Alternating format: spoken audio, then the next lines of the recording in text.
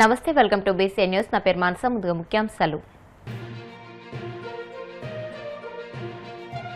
భోగాపురం అల్లూరి సీతారామరాజు అంతర్జాతీయ విమానాశ్రయాన్ని ప్రారంభించిన ప్రధాని మోదీ 18,000 కోట్ల రూపాయల విలువైన పలు అభివృద్ధి పనులకు శ్రీకారం ఉత్తరాంధ్రలో సరికొత్త చరిత్ర ప్రారంభమైందన్న సీఎం చంద్రబాబు భోగాపురం అంతర్జాతీయ ఎయిర్పోర్ట్ ను ఉత్తరాంధ్రకు మణిహారంగా అభివర్ణన ఉత్తరాంధ్ర అభివృద్ధిలో భోగాపురం ఎయిర్పోర్ట్ కీలకమన్న డిప్యూటీ సీఎం పవన్ కళ్యాణ్ దేశాన్ని ప్రధాని మోదీ ప్రగతి పథంలో నడిపిస్తున్నారని ప్రశంస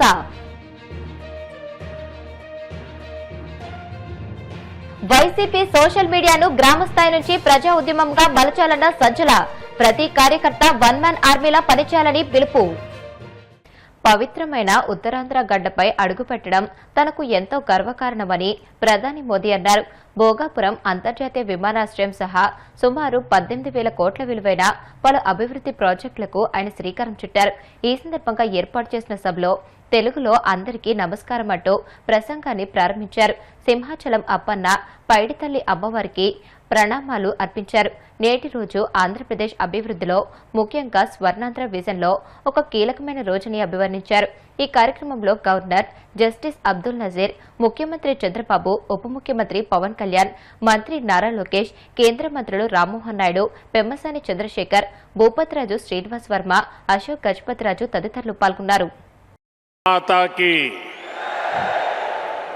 भारत माता की आंध्र प्रदेश के गवर्नर अब्दुल नजीर जी, गोवा के गवर्नर और इस धरती के संतान अशोक गजपति राजू जी, सीएम मेरे मित्र चंद्रबाबू नायडू जी, डिप्टी सीएम भाई पवन कल्याण जी, मंत्रिमंडल में मेरे साथी, युवा ऊर्जा से भरे हुए भाई राममोहन नायडू जी, चंद्रशेखर पेम्मसानी जी, भूपति राजू श्रीनिवास वर्मा जी, राज्य सरकार के मंत्री भाई नारा लोकेश जी, उपस्थित अन्य जनप्रतिनिधिगण, देवी और सज्जनों, अंदरिकी नमस्कारम। साथियों, आज का दिन आंध्र प्रदेश के विकास के लिए, स्वर्ण आंध्र के विजन के लिए ये बहुत अहम है। मुझे आज बहुत शुभ अवसर पर एक शुभ मास में उत्तर आंध्र की इस पवित्र भूमि पर आने का सौभाग्य मिला है।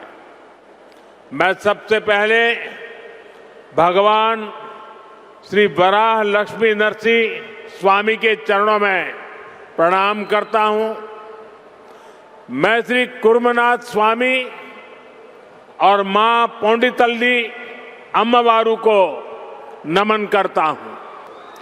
साथियों, आज यहां करीब 18,000 करोड़ रुपए की विकास परियोजनाओं का शुभारंभ, लोकार्पण और शिलान्यास हुआ है।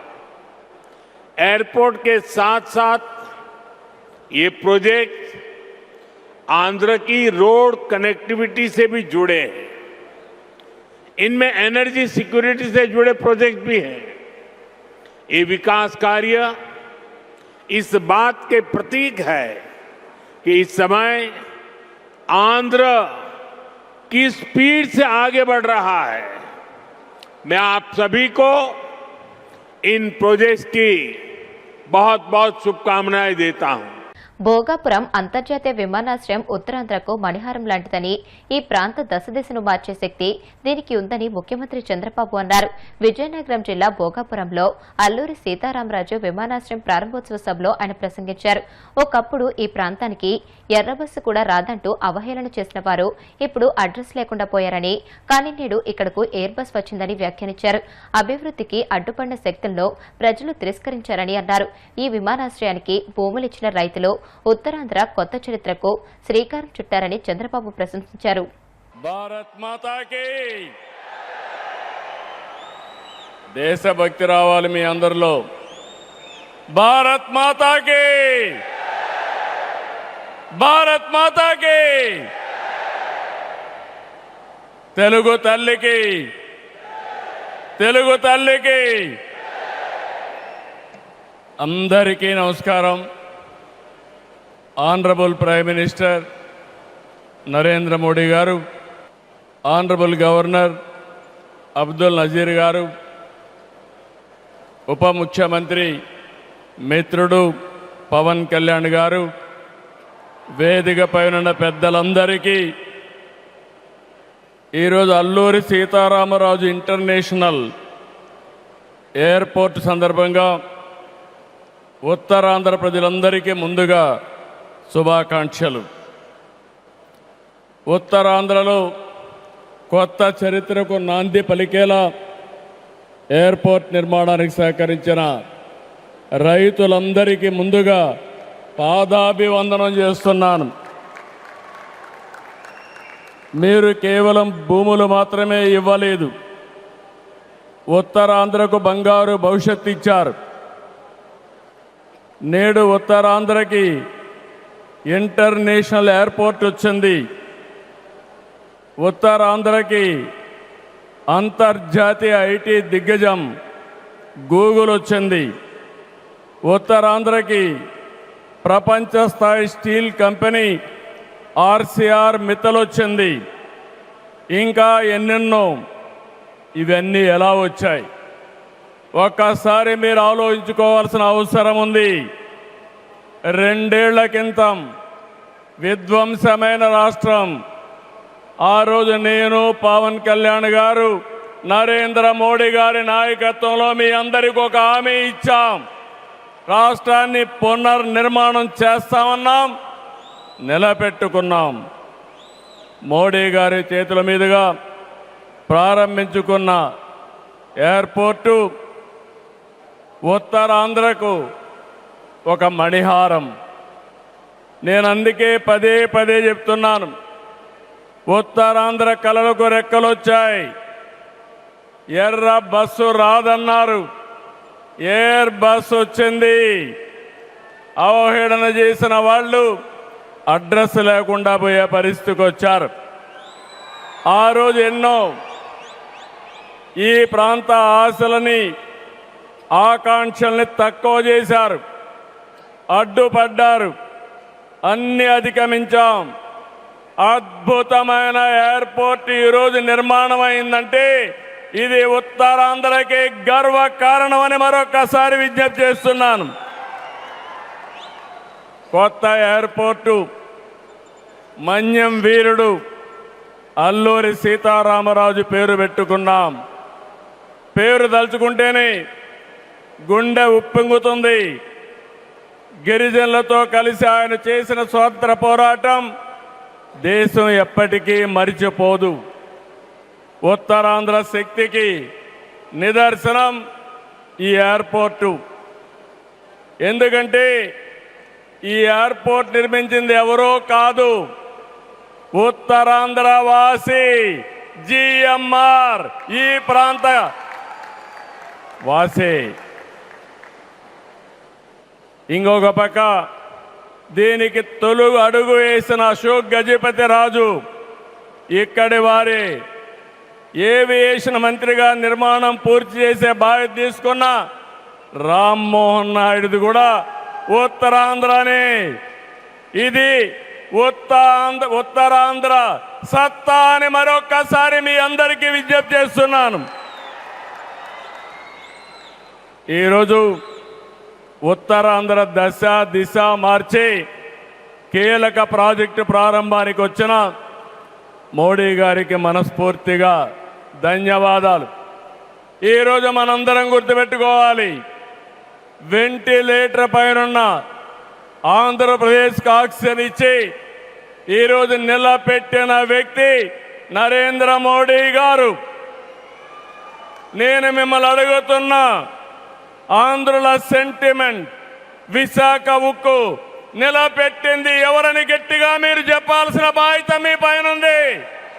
ఎవరు? విశాఖ రైల్వే జోన్ మంజూరు చేసి విభజన హామీని నెరవేర్చింది ఎవరు? పోలవరానికి సాయం చేసి గాడిన పెట్టింది ఎవరు? రాజధానికి నిధులిచ్చి పనులు పునఃప్రారంభించిన వ్యక్తి ఎవరు? 2027 భోగాపురంలో చెప్తున్నాను, పోలవరాన్ని పూర్తి చేసి మన ప్రధాని చేతుల మీద జాతికి అంకితం చేస్తామని హామీ ఇస్తున్నాం. 2028 అమరావతి మొదటి దశ పనులన్నీ పూర్తి చేసి మన ప్రధానమంత్రి నరేంద్ర మోడీ గారి చేతుల మీదుగా ప్రారంభిస్తామని మీ అందరికీ హామీ ఇస్తున్నాను. సోషల్ మీడియాలో వైసీపీ కార్యకర్తలు కేవలం పార్టీ ప్రచారానికే పరిమితం కాకుండా ప్రజల గొంతుగా మారాలని ప్రతి కార్యకర్త ఒక వన్ మ్యాన్ ఆర్మీలా పనిచేస్తూ వాస్తవాలను పదునైన కంటెంట్తో ప్రజల్లోకి తీసుకువెళ్లాలని party state coordinator Sajjala Ramakrishna Reddy పిలుపునిచ్చారు. ప్రభుత్వ వైఫల్యాలు, ప్రజలు ఎదుర్కొంటున్న సమస్యల్లో అధికారిక ఆధారాలతో ఎప్పటికప్పుడు వెలుగులోకి తీసుకురావాలని సూచించారు. అదే సమయంలో సోషల్ మీడియాలో క్రమశిక్షణ అత్యంత ముఖ్యమని, అసభ్య పదజాలం, మార్ఫింగ్, ఫేక్ కంటెంట్ కు ఎట్టి పరిస్థితుల్లోనూ తావివ్వకూడదని స్పష్టం చేశారు. తాడేపల్లి వైసీపీ కేంద్ర కార్యాలయంలో సోషల్ మీడియా విభాగం రాష్ట్ర కమిటీ సభ్యులు, జిల్లా అసెంబ్లీ, నగర అధ్యక్షులతో నిర్వహించిన సమావేశంలో పార్టీ నేతలు, కార్యకర్తలకు ఆయన దిశానిర్దేశం చేశారు. ప్రెజెన్స్ అనేది ఎప్పటి నుంచో ఉన్నాయి. ఇప్పుడు దాన్ని ఒక రకమైన ఆర్గనైజ్డ్ దీని కిందికి తీసుకొచ్చాం. గ్రామ స్థాయి వరకు వెళ్ళాం. మీ అందరికీ తెలుసు, ఒక పొలిటికల్ పార్టీగా ఏ రాజకీయ పార్టీకైనా అజెండా పైకి చెప్పినా చెప్పకపోయినా తయారవుతుంది. అధికారంలోకి వచ్చే పార్టీ అయితే దాది ఆచరణలో కూడా కనిపిస్తుంది. అది ప్రజలకు అనుకూలంగా ఉండేది, పేద ప్రజలకు అనుకూలంగా ఉండేది, అలాగే హక్కుల కోసం పోరాడే వాళ్ళకు అనుకూలంగా ఉండేది, ప్రజాస్వామ్య పద్ధతులకు అనుకూలంగా ఉండేది. అయితే అది ప్రజల మన్ననలు ఎక్కువ పొందే అవకాశం ఉంటుంది. ఏ పార్టీ అయితే అధికారమే పరమావధిగానో లేదా తాత్కాలికమైన వాటితో బయటపడుతూ అధికారంలోకి వస్తే చాలు, మనం బాగుంటే చాలు అనుకుంటే పార్టీలు అవి కూడా సర్వైవ్ అవుతుంటాయి, నిలబడతాయి. ఆ రోజుకు వేసిన ఎత్తులతో అవి నిలబడుతుంటాయి, పవర్లోకి రావచ్చు. ఒక క్లియర్ కట్ డివిజన్ లాగా చూస్తే దేశంలో మన రాష్ట్రంలో కనపడినంత ఒక డివిజన్, ఒక మంచి చెడు, ఒక వెలుగు చీకటి, ఇట్లా ఒక క్లియర్ కట్ డివిజన్ పార్టీల మధ్య చూస్తే మన రాష్ట్రంలో మాత్రమే కనపడుతుంది. వైఎస్ఆర్ కాంగ్రెస్ పార్టీ, జగన్మోహన్ రెడ్డి గారు ఒక స్థిరమైన, అది పవర్లో ఉన్నా లేకపోయినా ఒక స్థిరమైన రాజకీయ విధానం. రాజకీయం అంటే ప్రజలకు సంబంధించిన విధానాలు, అవే రాజకీయంగా. అధికారం పరమావధి కాదు. అధికారంలోకి వచ్చాక మన లక్ష్యాలు ఏవైతే అనుకున్నామో అవి ఎంతవరకు పూర్తి చేయగలిగాము, ప్రజల కోసం, ప్రజల్లో మమేకమై ప్రజల బాగు కోసం, పేద ప్రజల బాగు కోసం చేయగలమనేదే గీటురాయిగా వ్యక్తిగా అడుగు వేశాడు. ఇప్పుడు ఈ వ్యవస్థను, ఇంత పెద్ద పార్టీని నడుపుతున్నప్పుడు అదే ఫాలో అవుతున్నాం. బహుశా ఇంత తక్కువ కాలంలో ఒక సిద్ధాంత రూపం కూడా తన ఆచరణ ద్వారా పార్టీకి ఇచ్చిన ఘనత కూడా అరుదుగా కనపడుతుంది. అది మన నాయకుడికి మాత్రమే ఉంది, మన పార్టీకి మాత్రమే ఉంది. జగన్మోహన్ రెడ్డి గారి ఆలోచన విధానం ఎట్లుంటుందంటే మన శత్రువు కూడా ఒప్పుకోక తప్పనిది ఇది. స్థిరమైన అభిప్రాయంతో ఉంటాడు. ఏదో 11 సీట్లు ఇస్తే ఒకలాగా, 151 సీట్లు వస్తే ఇంకో రకంగా, 67 సీట్లు వచ్చినప్పుడు ఇంకో రకంగా, 67 సీట్లలో 23 సీట్లు తన్నుకొని ఎమ్మెల్యేలను పశువుల మాదిరి కొనుక్కోకపోతే భయపడి ఇంకో రకంగా ఎప్పుడూ లేడు. ఏది జరిగినా మన మంచికే, మన సిద్ధాంతం అయితే వదులుకోకూడదు, మన లైన్ ఆఫ్ థింకింగ్ వదులుకోకూడదు అనేది ఈయన లైన్. ఇంకా అటువైపు మన ప్రత్యర్థి ఆయన ఒక ఇండివిజువలే, ఆయన పెట్టిన పార్టీ కాదు, తను కొట్టుకున్న పార్టీ, కబ్జా చేసిన పార్టీ చంద్రబాబు నాయుడు గారు ఉన్నారు. ఆయన కూడా ఒక అసలు సిసలు ఒక ప్రతిరూపంగా మనకు కనపడతాడు. అధికారంలోకి ఎట్లా రావాలి, ఆ రావడానికి రాత్రికి రాత్రి అయినా ఎట్లా మార్చాలి మాట, వచ్చిన తర్వాత ఏమి చేయాలి, ప్రజలకు సంబంధం లేని ఒక వ్యవస్థను ఆయన నిర్మించుకుంటాడు. ఇప్పుడు కాసేపు ప్రకటనలు.